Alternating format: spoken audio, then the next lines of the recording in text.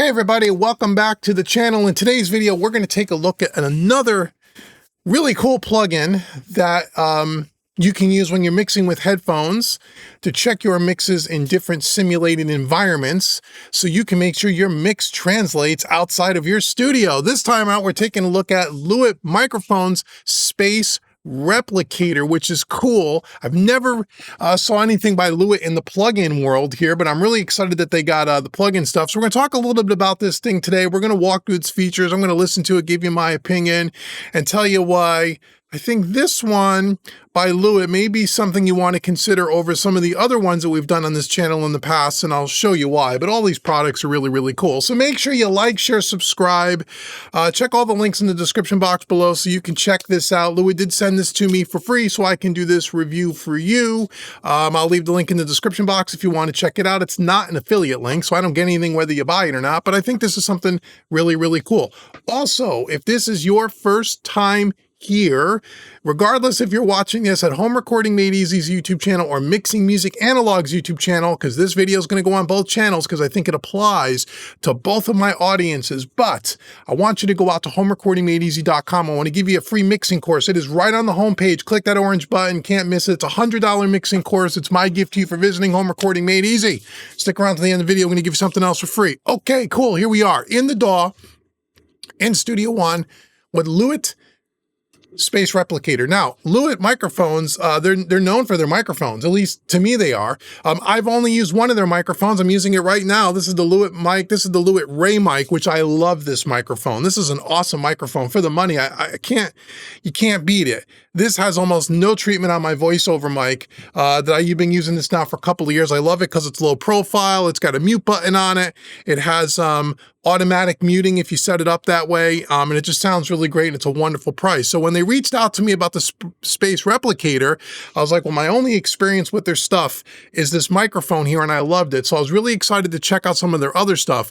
And if you leave comments below in the description box, I've already asked them about getting some of their other additional microphones and maybe doing some recording examples with acoustic guitar and voiceover and such. Let me know if you'd like to see that in the description. Anyway, we're here talking about the Space Replicator. So what is this thing? This thing is meant to be put on the last plugin in your master bus in your DAW to run your whole mix through it. And what I like about it is that not only does it have a variety of spaces that you can check your mix on, and we're going to go through some of those today, but what I really love about it is the fact that you can use your own headphones and you don't have to go out and buy other companies' headphones to use with their product, like the Slate Digital VSX. And I get asked about that product all the time. I tried it when it first came out and I didn't really think it was, the sound of it was cool. What I didn't like about it was their headphones. Their headphones are made out of cheap plastic. I felt like they were like Walmart quality headphones. They might have changed since they first got released. I like my headphones. And what I like about this product is you don't need to buy any headphones. You can use your own. And I'm going to show you how you choose that in a second. But let's walk through this little interface. It's really simple. So in the center here, the star of the show is the environment that we're working in, right? The environment that we've chosen, and we have a whole bunch of stuff, and we're going to get to that in a second. If we start down here in the left-hand corner, we have the this volume button to change the gain plus or minus, depending on what you're doing, and we have this thing called Safe Headroom. If you turn that on, it's going to lower everything 12 dB, the input, and this is to make sure you're not clipping at all. And as you hover your mouse over this, you're going to get a little tooltip. This is to avoid clipping, enable Safe Headroom, so you make sure you don't clip. We'll turn that off for now. We have an input meter and an output meter. Next to that, this is where we make all of our choices for the space that we want to emulate. And so we have this little drop-down menu here. We can save a bunch of favorites. We have studios, consumer environments, live venues, and other. So if we start with studios here, we have 5 studios. Now, my guess is they're probably going to be adding some more as time goes on. But I'll tell you what, the one thing I like about this product over some of the others that we've done on this channel in the past is that we don't have option overload. Some of those other products are almost identical to this product, but there are so many environments. There are so many options. You could spend your whole life scrolling through stuff.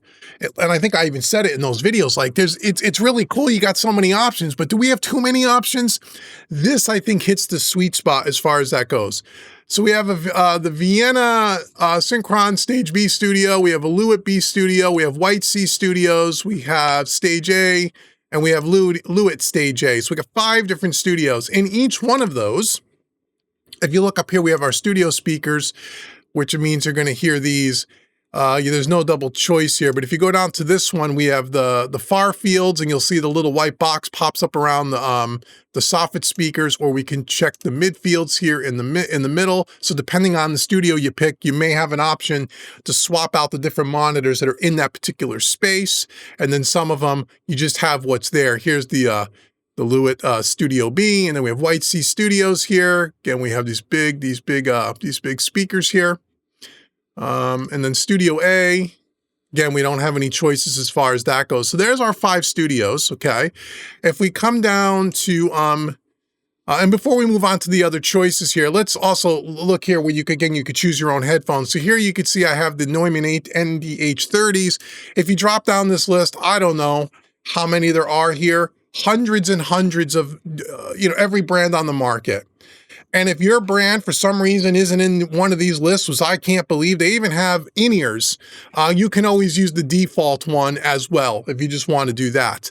But I picked my headphone here. You can also check with a binaural profile for like Atmos kind of mixing. We're not doing that here, but you can create that here as well if you work in Dolby or if you're doing binaural mixes. Hey there, friend, I hope you're loving the video. Guess what? We're now in 2025 and I have some super exciting news to share with you. I'm officially accepting new clients for mixing, and I'm on the lookout for talented artists just like you. Head on over to mixingmusicanalog.com. The link will be in the description box below to check out some of my latest work. Once you've had a look around, shoot me an email and let's schedule a Zoom call to chat about your music and how we could take it to the next level. Now let's get back to the video. Let's get back over to the spaces here. So we have our studios here. We have our consumer. Again, we have the TV room where we can pick TV speakers or the sound bar. And again, you can see the little white highlight around the speaker that you've chosen. In the kitchen, we have a tablet. We have a Bluetooth speaker. We have another Bluetooth speaker. Okay, in the living room, we have a laptop. We have smartphones. Couple of different smartphones, really cool. We'll demo some of these. I'll give you my impression. Laptop office. Okay, cool. Now this one's kind of cool. Now all of these companies that make this sort of plugin has the car, which is really good, right? What I like about this one that I don't think I've ever seen in any of the other ones is not only do you get the driver's seat, but you can listen from the passenger's front seat. You can listen from the back seats. How cool is that? I don't think I've ever seen that before. That's kind of cool. We'll be checking that out as well. Okay, and then we have a live venue where we can check our live venue. We have a DJ booth with a crowd in front of us. We have the main floor for we're shaking our booty on the floor. Main floor with a crowd, so you can have some bodies in the room, a DJ booth with a crowd. Really cool. So again, that's all the spaces that you have. You could save any one of them as a favorite by clicking the star. I don't see anything under other for now. Maybe that's going to come at a later time. But again, there's a lot of options here, but there's not too many options, and that's what I like. So that's under spaces. We can also go under headphones. We can have a transparent setting. These are like the H Maxes, which I guess are like the Apple, what do they call those? The Maxes, the HD7s, which look a little like my Bose. And then we have some AirPods or AirPod Pros, and then some what looks to be like other types of earphones as well. So you could check that out. And then we have news. If you want to send your feedback, you could send your feedback, and that's it. So it's pretty straightforward. So the point is you put this last on your master bus, you run your mix through it, and you check it in different environments, which is really cool. So that's what we're going to do. So I have my Neumann NDH30s here. Now, again, over YouTube, it's going to sound different because regardless of what profile don't go by the sound of what it sounds like through your studio speakers or on your earbuds right now, because I'm using my headphones. And even if I pick the default profile, you're going to hear the rooms and spaces change. But unless you get this into your system and do it, let me just give, you're not really going to get a full appreciation for it. So let me just cycle through a few of these things and give you my impressions on what I'm hearing. I believe you could go demo this on their website. Again, I'll leave all the links in the description box below. You go check it out and see if you like it. But let me tell you what I think. I haven't listened to this yet, so I have no idea what I think. Let's see. Let's check out this thing. So I got my Neumanns on here. Okay, I got a mix up here. This mix, just an instrumental mix here, kind of a rock track. There's no vocals in here yet. This song is by James D. Cooler. The name of the song is ATM. Check out his links in the description box. Thank you, James, for letting me use this song. This is a rough mix. It's not even close to being done, but it's good enough for our demonstration purposes. So we're going to listen to a little ATM here.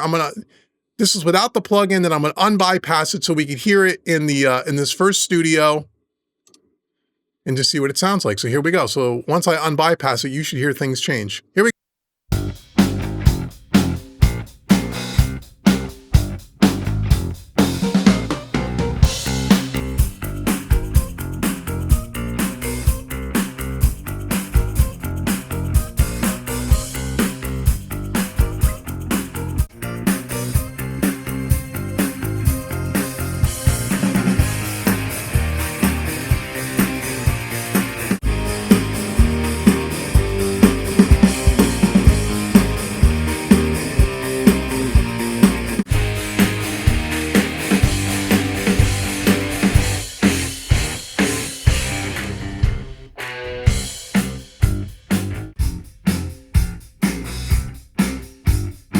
So let me tell you how I use a plugin like this. Of course, it's going to sound radically different in any one of the spaces. And you may be saying to yourself, well, if I'm switching through all these spaces and it all sounds completely different, how the hell do I know what is right?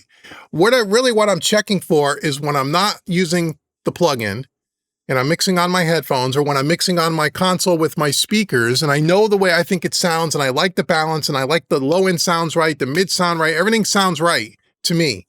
And then I put my headphones on to kind of double check without this plugin being enabled to see if my headphones are matching what I'm hearing coming out of my Focal speakers here in the room. And then if I'm happy with those two things, what I'm listening for when I'm cycling through these is not that this is sound the same as my Focals or my headphones. Of course, it's going to sound different because they emulated different spaces with different speakers, right? But what I'm listening for is, how does the low end sound in a few of these different spaces compared to my low end? Does it sound like it's balanced right? You know, the low end is where I'm checking. Do I have too much? Do I have not enough? Did I lose the kick drum? Did I lose the bass guitar? Or does it sound like it's fairly even with the rest of the mix? Yes, the EQ curve is going to be different, but does it sound balanced? And am I getting the same kind of low end balance between these emulations and what I'm hearing in my room with all my room correction and everything that I have going on here? So far, I do. So that's a good sign. If I check this on a few different spaces and I go, yeah, the low end sounds right, the balance sounds right to me. It sounds different because the EQ curve's a little different, but the balance is there compared to my system that I'm really used to. That tells me that my mix is going to translate outside of my studio, has a better chance of translating. Here we go.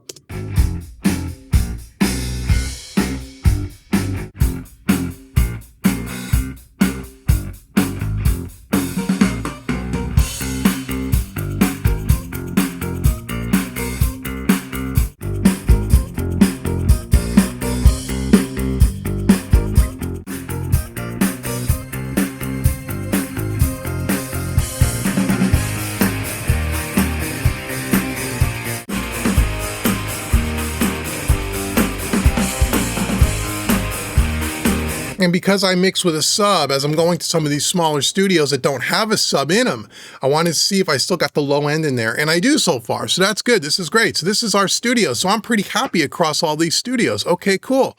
Let's check out our consumer. Now, this will be interesting. We start getting into the car and into your different smaller speaker system.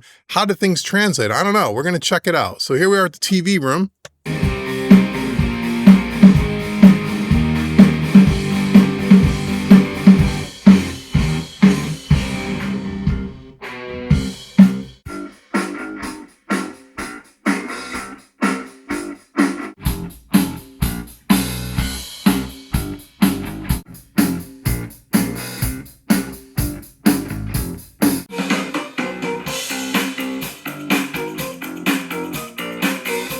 So again, on things like tablets, I'm not listening for the kick drum necessarily, more of the click of the kick, not the low end stuff, because a tablet can't produce that low end. The bass, this is a pretty bass forward mix, not the depth of the bass, but can I hear the bass at all? And I can, so that's a good sign too.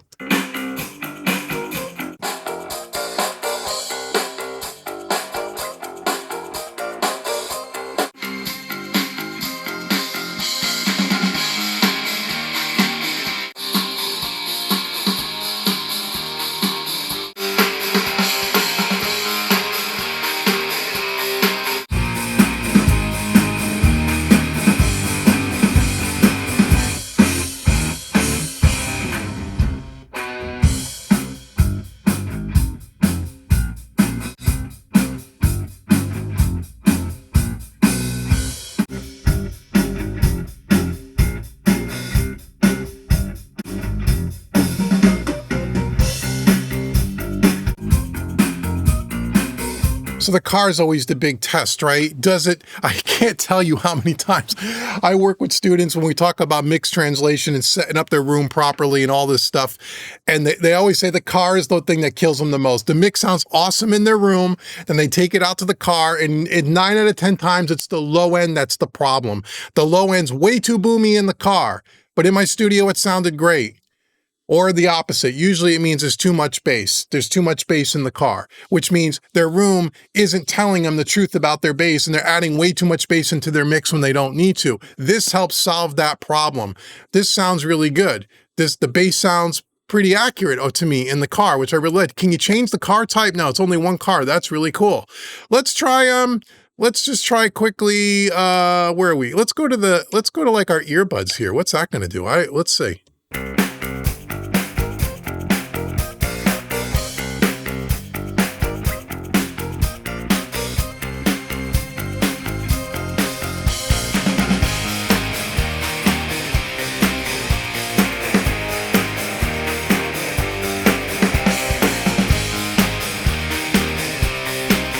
Yeah, I can hear the kick, I can hear the bass really good, and that's a really great test earbuds. Everybody listens to stuff on earbuds today, so if you got a nice balance in the earbuds and the guitars are not too mid-ranging, too overpowering, that's a good sign.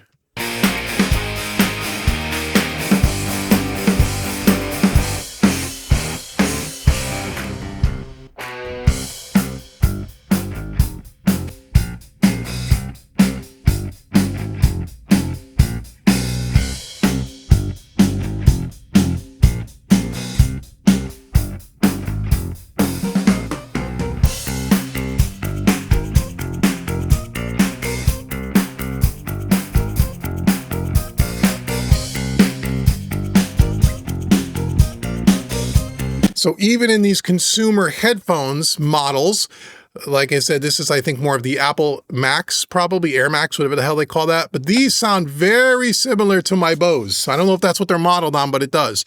And those have a low end bump in them. They all do. All these consumer grade headphones have low and top end bumps to give you that really cool kind of hi-fi sound. So it's good to see, well, is my low end going to be too much for these consumer headphones? So far, it's not. And I love the way it sounds in the earbuds.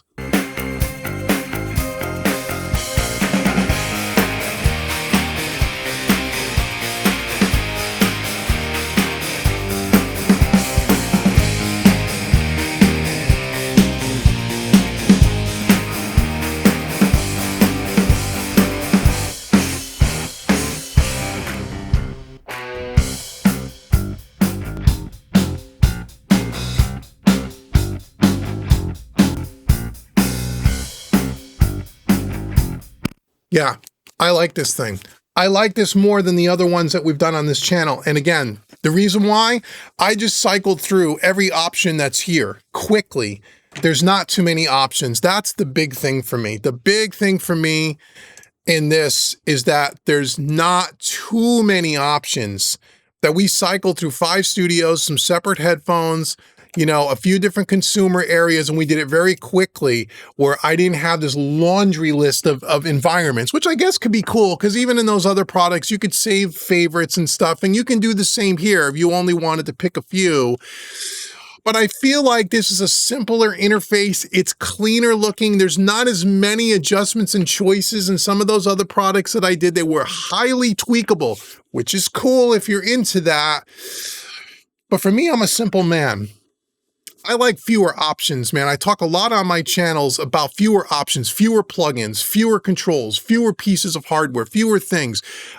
Too many tools sometimes is too much. Less is more. I like this because it's got enough options, but it's not option overload. It sounds good. So this is really cool. I mean, I know the sound over YouTube is going to sound kind of wonky because you're listening on a different system than my headphone profile. Just go demo the thing. If you like it, pick it up. It's not an affiliate link. I don't get anything whether you buy it or not. I just want to tell you that I like this one. I've done a few of these now over the years. If you've been watching the channel, you know the products that I've done. I've done at least 2 or 3 other ones. And I will say this one I like the most thus far for everything that I just talked about. Check it out, link in the description box below. So thank you so much for checking out the Space Replicator by Lewitt. Again, leave comments below and let me know if you'd like me to get a hold of some of their microphones. I'm working with them. I'm trying to get a whole bunch of microphones in here so we could do some acoustic guitar recording. We could do some voiceover recording because I'd like to see how they compare to this very reasonably priced Ray mic. This mic is awesome, by the way. I've never done an official video on it because I bought this with my own money, but I'll link this in the description box as well. If you're looking for a really cool podcast mic, voiceover mic, or anything like that, this Ray mic is awesome. And for the money, I think they're like $300 US or $350. You won't find a better mic than this for that much money. It sounds awesome, and everything in all my videos that you've seen over the last year since I've had this are all done with this microphone with almost no processing, very little EQ being done after the fact, and just a little bit of compression, and that's it. Anyway, let me know what you think below. And until the next video where we check out some more cool stuff, hey, maybe some more Lewitt products. I've been Dave with Both Home Recording Made Easy, Mixing Music Analog. Thank you so much for watching me, everybody. I'll see you in the next video.